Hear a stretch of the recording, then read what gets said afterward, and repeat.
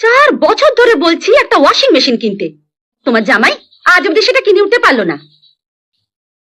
বাড়িতে তো কাপড় জামা কাচের মেয়ে আছে, মেশিন কিনে কি হবে?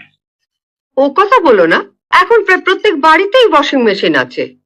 কাদের বাড়িতে কি আছে সেটা আমি জানি না, তবে আমাদের বাড়িতে দরকার নেই বলে ওটা কিনিনি। কিনবে কোত্থেকে? যা রোজগার করো সবটাই তো যায়। মেজদা, আয়। কি হলো, দাঁড়িয়ে রইলি কেন? আয় আয়। তোদের পিকনিক কবে? পরশু। পরশু? কজন যাচ্ছিস তোরা? আমরা কলেজে সব বন্ধুরাই যাচ্ছি। তো রান্নার জন্য ঠাকুর ঠিক করেছিস? না, প্রথমে ভেবেছিলাম ঠাকুর নেব, ঠাকুর এত টাকা চাইছে, তারপর ঠিক হলো আমরা নিজেরাই রান্না করে নেব। দূর বোকা, রাঁধতে গেলে তো সারাদিনটাই কেটে যাবে, তো ফুর্তি করবি কখন? বোকা করা।